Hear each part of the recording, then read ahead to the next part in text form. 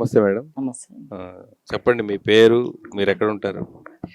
నా పేరు మాధవి, గుండు Madhavi, Suryapet, okay. House wife. ఎప్పటి నుంచి చేస్తున్నారు ధ్యానం?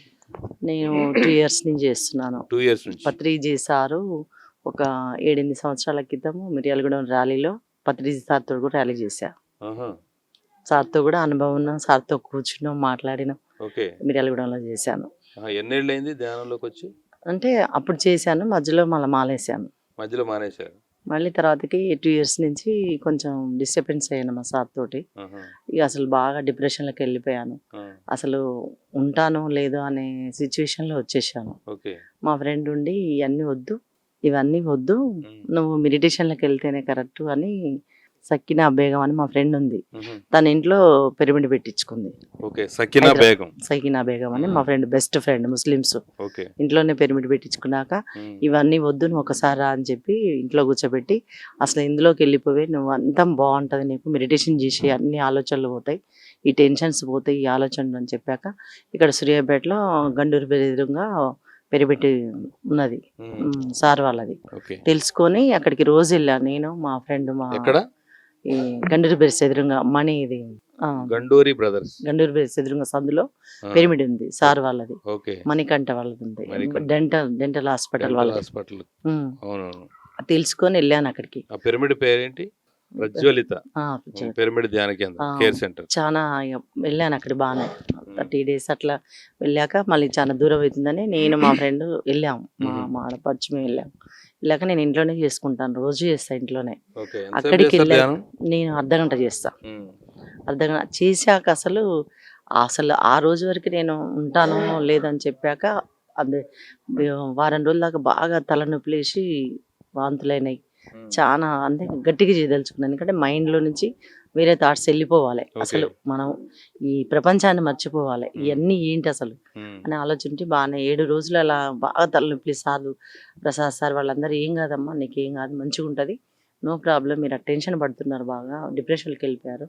10 days చేశాక చాలా అసలు ఇక రోజుకి చెయ్యాలి, అసలు మంచిగా ఉంది, అసలు చాలా అసలు అందులో అనుభూతి చెప్పలేం కానీ అంత బాగుంది. అసలు నిద్ర రావటం కానీ, మైండ్ అందరితోటి పాజిటివ్గా మాట్లాడటం కానీ, నెగిటివ్గా మాట్లాడుకోకుండా చాలా బాగుంది. మామూలుగా అంటే నేను రాజకీయాలు చేస్తుంటాను, మహిళా మండలి, పొలిటీషియన్.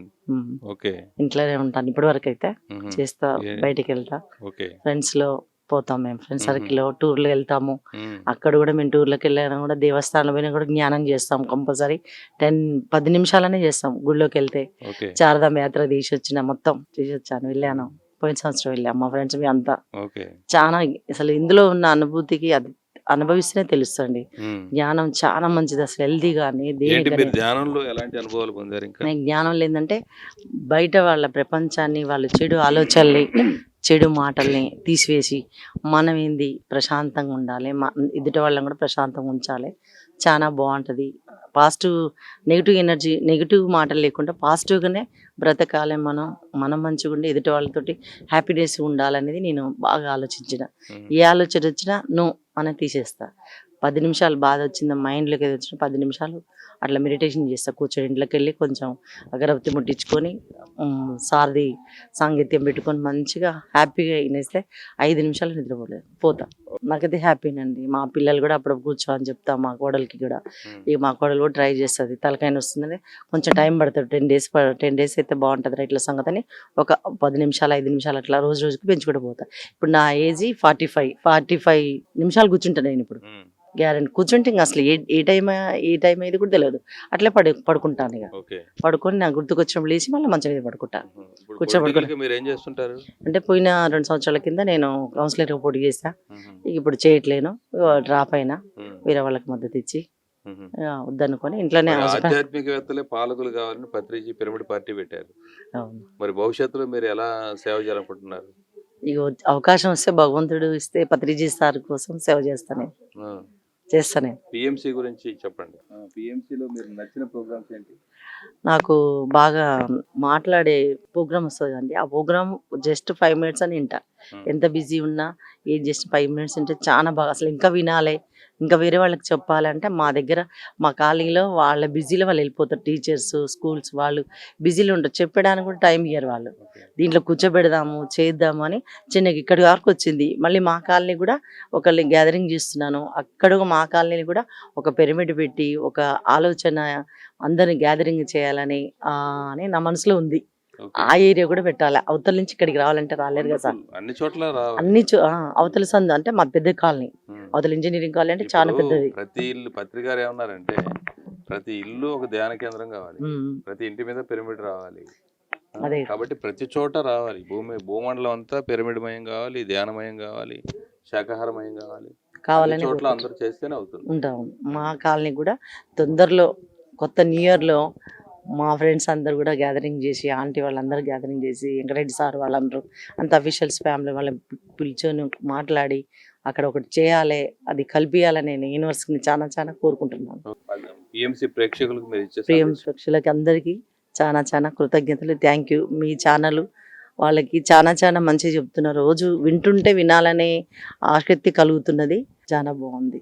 Thank you madam. మరి Thank you, పిఎంసికి thank you. వచ్చి మీ అద్భుతమైన అనుభవాలు పంచుకున్నందుకు. Thank you sir.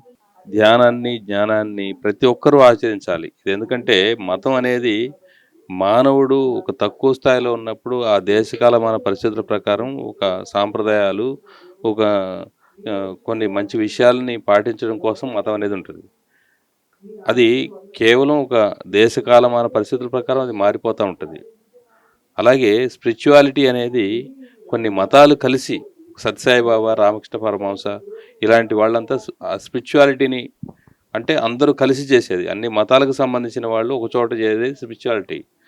కానీ spiritual science, pyramid spiritual society movement అనేది కేవలం ఆచరణే కాదు, ఎందుకు ఆచరించాలి అనుభవపూర్వకంగా తెలుసుకొని మరి ఆచరించడం వల్ల ఎలాంటి ఫలితాలు వస్తాయి అనేది తెలుసుకునేది ఒక స్పిరిచువల్ సైన్స్, సైంటిఫిక్ టెంపర్మెంట్తో. సో శాస్త్రీయ పరిశోధన అనేది చాలా ఇంపార్టెంట్. అది పిరమిడ్ స్పిరిచువల్ సొసైటీ మూవ్మెంట్ బోధిస్తుంది. కాబట్టి ఇది మతాలకు అతీతంగా, మతాల కంటే పైన ఉన్న ఇది మతంలో ఉండే వాళ్ళకి అర్థం కాదు. కాబట్టి ఇక్కడ క్రిస్టియన్స్ ఉన్నారు, ముస్లిమ్స్ ఉన్నారు. ఇక్కడ ఎవరిని మతాలు మార్చడం కోసం లేకపోతే మతంలో ఉండమని చెప్పడం కోసం రాలేదు. మతాలు దాటి ఆలోచించండి. ఒక మానవుడు భగవంతుడు కావాలి. భగవంతుడు అనేవాడు అన్నిట్లో ఉన్నాడు. అదే వేదాలు చెప్తున్నాయి. వేదాల యొక్క సారాంశం ఏంటి అంటే అహం ఆత్మ, నేను ఆత్మను, అయం బ్రహ్మాత్మ. ఏదైతే ఆత్మ ఉన్నదో అందరిలో అదే ఉంది. సర్వం కలివిదం బ్రహ్మ. ఈ భూమి మీద ఉన్న ప్రతి పదార్థము దైవ పదార్థమే. ఇక్కడ దైవం కానిదే ఉంది. ఏ మతంలో దైవం లేదు, ఏ మతంలో దైవం ఉంది. కాబట్టి మతాలకు అతీతంగా, మతాలను దాటి ఒక శాస్త్రీయ దృక్పథంతో ఉండేటువంటిదే మరి ఈ ధ్యానము, జ్ఞానము, ఈ పిరమిడ్ స్పిరిచువల్ సొసైటీ మూవ్మెంట్ బోధించేది. భారతీయ సనాతన ధర్మాలు రెండు ఉన్నాయి. ఒకటి సత్యమేవ జయతే, సత్యం అంటే నేను ఆత్మను, అది జయిస్తుంది. నేను ఆత్మకు చావు ఇక్కడ ఈ జన్మలో నేను ఎంతవరకు నేర్చుకుంటాను.